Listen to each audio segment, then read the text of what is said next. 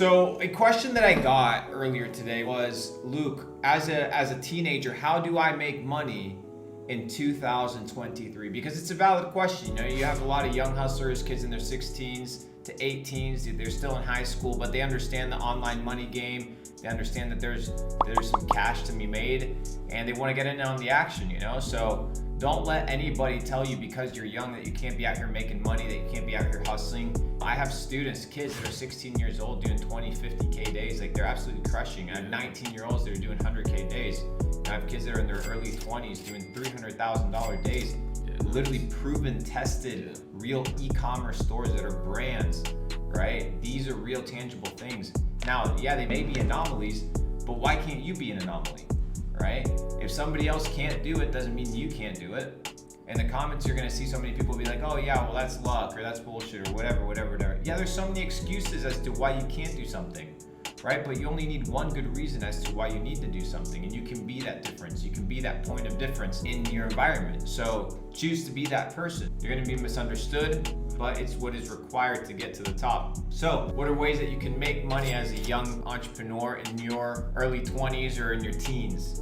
Well, first we need to understand the type of places where you can make money. We're gonna break it down into 3 categories. The first one is physical products, right? Whether you're reselling sneakers, reselling watches, whether you have a drop shipping store selling general products, household products, whether you have an Amazon store, whether you have an eBay store where you resell, things that you find at a garage sale, whether you trade Pokemon cards, whatever it may be, right? You have the ability to transact physical goods. That's the first type of place where you can make money, physical products. The second one is digital products. You have, your subscriptions, your software companies, you have your platforms, right? You have your Netflix, your Facebook, Streamlabs, you can have whatever it is, right? Infinite. OBS, there's infinite amounts of softwares. Then you can have info products, right? People that sell info products online, or you're offering digital services, right? So you have physical products, digital products, and you have services. Services is the easiest to get into, but it's the hardest to kind of get off the ground into kind of a sustainable, successful business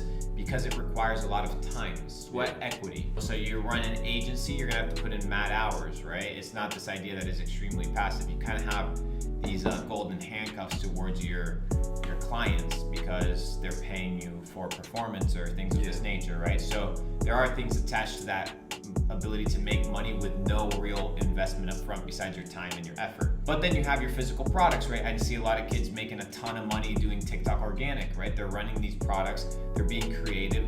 Most people think that the problem is the product or the problem is that it's saturated, but many times it's people's narrative and their marketing angle and their ability to position the product in a way whereby it's interesting and persuasive. What you need to understand is these big companies that you see around the world, you see Apple, you see Airbnb, dude, they spend millions and millions of dollars every single month on advertising. They are present, they are there, they have a mark, they have a brand, they have a message, right? It's very, very clear. But they're so common, they're so big that to you it's just, oh, Apple's there, right? Apple's there right next to the Eiffel Tower. No, but that's positioning. You put yourself there as a brand to get noticed, to have a messaging, and you have to do that yourself. Now with TikTok Organic, as a young entrepreneur, you can take a product that you think is really cool, you can build a story, a narrative around it, and you can sell it. You can build a community, you can resonate, and yeah, sure, maybe you won't make $100,000 a month on that product, but you're damn sure if you put in a lot of work and you understand the market and you have a good marketing angle and you test enough products, I guarantee you're bound to find something that'll make you $10,000 a month. Why not? For sure. It's not that difficult. So that's the second perspective. And then you have your software or your digital goods. This is the one that I usually like the most because you have no inventory, you have kind of no cost of goods, you don't have shipping problems. Right now, a lot of Amazon products, a lot of Prime products and things, even drop shipping from China, they're massively delayed. Why? Because there's supply chain issues. China's going into their new year, factories don't work, you have COVID lockdowns, the ports are a mess. So you have all this backlog whereby in digital products you wouldn't even feel that friction.